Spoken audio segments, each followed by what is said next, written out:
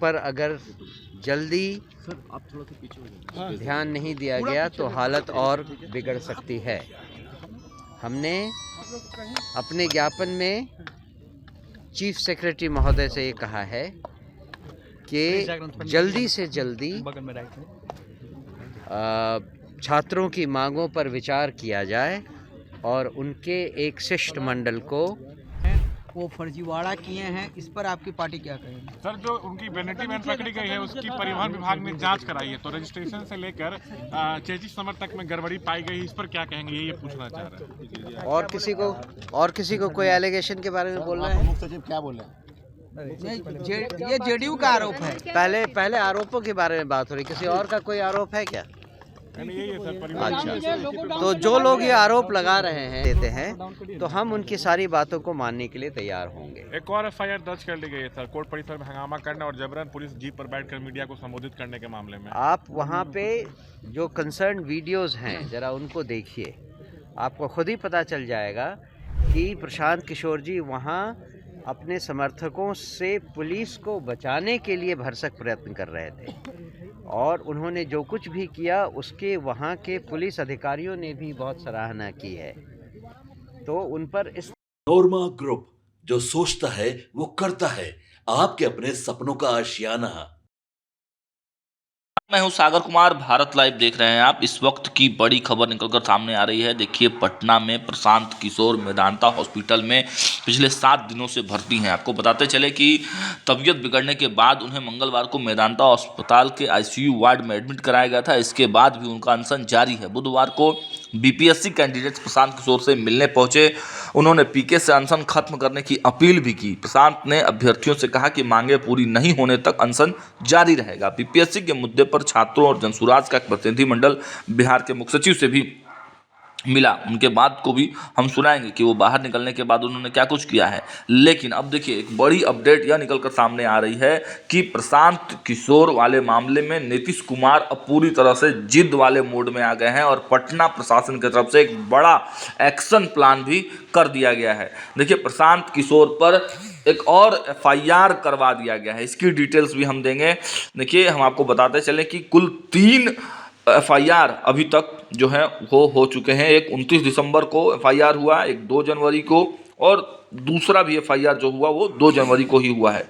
तो कुल 3 एफआईआर प्रशांत किशोर पर हो चुके हैं। इसके पहले बता दें आपको कि मेदांता हॉस्पिटल के डायरेक्टर डॉक्टर रविशंकर ने बताया कि अगर प्रशांत किशोर अपना अनशन नहीं तोड़ते हैं तो आगे दिक्कत हो सकती है। फिलहाल उनकी स्थिति सामान्य है, दवाइयाँ दी जा रही हैं। बता दें कि सोमवार की देर रात उनकी तबीयत बिगड़ गई।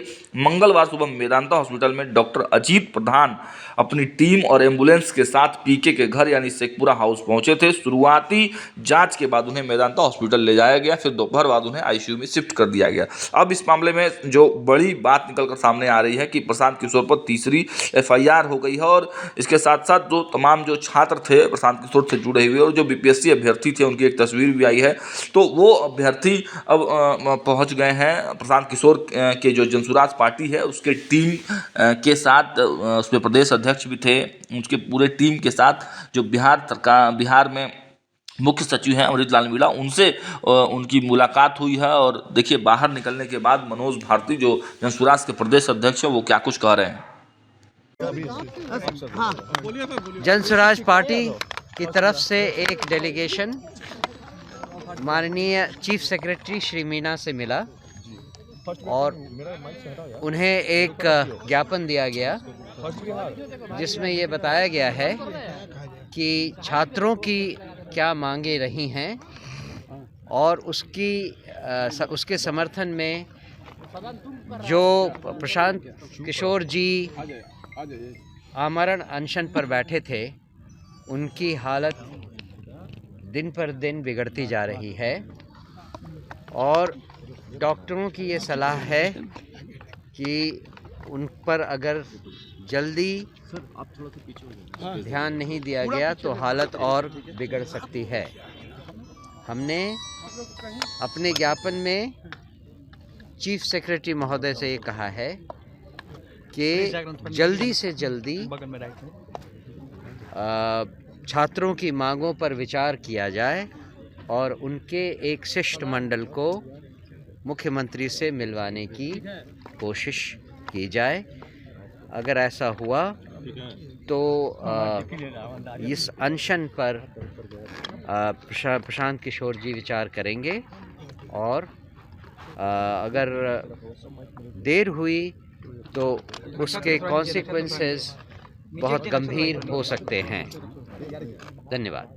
एक चीज जेडीयू ने कहा है प्रशांत किशोर जो हैं वो फर्जीवाड़ा किए हैं, इस पर आपकी पार्टी क्या कहेगी? सर, जो उनकी वैनिटी वैन पकड़ी गई है उसकी परिवहन विभाग ने जांच कराई है, तो रजिस्ट्रेशन से लेकर चेचिस नंबर तक में गड़बड़ी पाई गई, इस पर क्या कहेंगे, ये पूछना चाह रहे हैं। और किसी को कोई एलिगेशन के बारे में बोलना है? मुख्य सचिव क्या बोले? ये जेडीयू का आरोप है। पहले आरोपों के बारे में बात हो रही, किसी और का कोई आरोप है क्या? यही है सर, परिवहन। अच्छा, तो जो लोग ये आरोप लगा रहे हैं उनसे केवल आप इतना कहिए कि आरोप प्रत्यारोप लगाने के बदले जरा वो छात्रों की मांगों को लेकर जिस तरह का सत्याग्रह किया जा रहा है वो करके दिखाएं। अगर वो ये सत्याग्रह करके दिखा देते हैं तो हम उनकी सारी बातों को मानने के लिए तैयार होंगे। एक और एफआईआर दर्ज कर ली गई है सर, कोर्ट परिसर में हंगामा करने और जबरन पुलिस जीप पर बैठकर मीडिया को संबोधित करने के मामले में। आप वहाँ पे जो कंसर्न वीडियोस हैं जरा उनको देखिए, आपको खुद ही पता चल जाएगा कि प्रशांत किशोर जी वहाँ अपने समर्थकों से पुलिस को बचाने के लिए भरसक प्रयत्न कर रहे थे और उन्होंने जो कुछ भी किया उसके वहाँ के पुलिस अधिकारियों ने भी बहुत सराहना की है। तो उन पर इस तरह के लांछन लगाना गलत है और हमें लगता है कि सरकार अगर इसका सही विश्लेषण करे तो उन्हें भी सच्चाई का पता चले। पुलिस वाले की हाथ टूट गई है। धक्का मुक्की में तो कुछ भी हो सकता है और उसमें प्रशांत किशोर जी की गलती कहाँ तक मानी जाएगी ये तो आप जानिए, आप समझ सकते हैं। लेकिन जो रोल प्रशांत किशोर जी का रहा है उसके बारे में आप लोग ज़रा ध्यान दीजिए जब आपके पास वो वीडियो पहुंच जाए। सर, री एग्जाम भी तो मांग है ना आप लोग की, मांग है री एग्जाम। जी हाँ सर, आप मिलने गए क्या बात हुई या क्या? वो तो हमने बता दिया आपको कि हमने उन्हें सारी सिचुएशन के बारे में कहा और ये भी बताया कि छात्रों की मांगें क्या हैं और किन कारणों से प्रशांत किशोर जी को सत्याग्रह पर बैठना पड़ा। आमरण अनशन के कारण उनकी जो तबीयत बिगड़ी है उसको ध्यान देने की ज़रूरत है, उस पर जल्दी कार्रवाई करने की ज़रूरत है क्योंकि जो डॉक्टर्स हैं उनकी देखभाल कर रहे हैं उनका भी कहना है कि उनकी हालत बहुत जल्दी बिगड़ सकती है और उसका संज्ञान लेना ज़रूरी है। क्या बोले चीफ सेक्रेटरी? उन्होंने कहा कि उनको ये मिल चुका है, उनके संज्ञान में हमने ये बातें दी हैं और इस पर कार्रवाई करने की वो जल्दी से जल्दी कोशिश करेंगे। तो आपने सुना कि किस प्रकार ये बातें मनोज भारती ने साफ साफ कहा कि देखिए अनशन लगातार उनका जारी है। हालांकि कई लोग रिक्वेस्ट कर रहे हैं कि वो अनशन तोड़ दें, प्रशांत किशोर अनशन तोड़ दें, लेकिन प्रशांत किशोर अनशन तोड़ने का नाम नहीं ले रहे हैं। वो कह रहे हैं कि जब तक हमारी मांगे नहीं मानी जाएगी तब तक हम अनशन पर बैठेंगे, अनशन पर रहेंगे। तो अभी तक उन्होंने कुछ खाया पिया नहीं है, उनकी तबीयत स्थिर जरूर है, लेकिन डॉक्टरों का कहना है कि आगे तबीयत खराब हो सकती है, तबीयत और भी बिगड़ सकती है।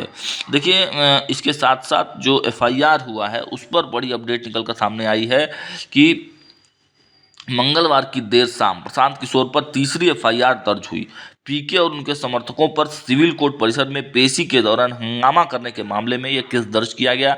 आरोप यह भी है कि बेउर जेल ले जाते समय पीके पुलिस जीप में बैठकर मीडिया से बात कर रहे थे। इससे पहले 29 दिसंबर और 2 जनवरी को बिना इजाज़त गांधी मैदान में अनशन पर बैठने के लिए भी उन पर केस दर्ज हुआ था। तो ये सिलसिलेवार ढंग से हमने आपको बताया, लेकिन जो सबसे बड़ी बात निकल कर सामने आ रही है कि प्रशांत किशोर अपना अनशन नहीं तोड़ रहे हैं। लगातार ठंड भी बढ़ती जा रही है, दिन की संख्या भी बढ़ती जा रही है और सरकार के तरफ से कोई पहल नहीं किया जा रहा है। ऐसे में देखना होगा कि क्या प्रशांत किशोर अनशन तोड़ देते हैं या फिर यह अनशन जारी रहता है। फिलहाल इस वीडियो में इतना ही। देखते रहिए भारत लाइव। बहुत बहुत धन्यवाद। आपके सपनों को हमने सजाया है, ई होम्स पैनोरमा को हमने बनाया है। ई होम्स मेरा एक सपना था जिस पे मैं पिछले 4 साल से काम कर रहा था। हमने जो बनाया है वो सबने है माना। ई होम्स पैनोरमा में हो आपका भी आशियाना। और फाइनली हमने 2021 में इस प्रोजेक्ट को लॉन्च किया। बहुत लोग अप्रिशिएट कर रहे हैं कि पूर्णिया जैसे शहर में, बिहार के, एक तो बिहार की बात करें उसमें भी पूर्णिया जैसे छोटे जगह में इस तरह का लाइफस्टाइल देना, ये सुन के हम लोगों को बहुत अच्छा लगता है। ई होम्स में हमने कुछ और भी किया है, जैसे हम जिस जगह में रह रहे हैं हमारे फैमिली सिक्योर हो, उनको सिक्योरिटी का ध्यान में रखा है। आपकी सुविधा और सुरक्षा आपके लिए खास है, ये आपका विश्वास है। इसमें आर्टिफिशियल इंटेलिजेंस का 7 लेयर सिक्योरिटी का हमने इस्तेमाल किया है। लस ग्रीन कैंपस को बनाया है। यदि हमारा बाउंड्री वाल है तो वो वर्टिकल गार्डन है। ये जितनी भी फैसिलिटी होता है एक इंटरनेशनल टाउनशिप में ई होम्स है, ये हम लोग विश्वास नहीं कर पा रहे हैं। जो भी हमारे मित्र दोस्त या जो भी हमारे बाहर के बाहर आते हैं तो हम लोगों को बहुत अच्छा सुनने को मिलता है और बहुत अच्छा क्रेडिट मिल रहा है। वो सारा हमने सिर्फ एक बिल्डिंग नहीं बनाया, हमें एक बहुत अच्छा लाइफस्टाइल दिया ई होम्स में, और मेरा एक सपना था जिसको मैं आज फुलफिल होते हुए देख पा रहा हूँ। ये आपका आवास है। ई होम्स पैनोरामा में अब आपका निवास है। E Homes Panorama, luxurious lifestyle redefined.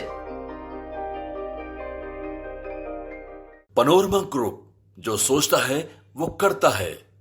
अगर ये वीडियो पसंद आई और वह बिहार के राजनीति और बिहारियत से सरोकार रखेनी तो सब्सक्राइब बटन दबा के चैनल के सब्सक्राइब कर ली। ओजे एगो घंटी बा, ओकरा बटन दबा देला से कुल सटीक और मारक खबर रुआ मुफ्त में मिल जाई।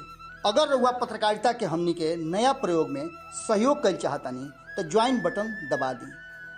पेटीएम नंबर नोट कर ली 938681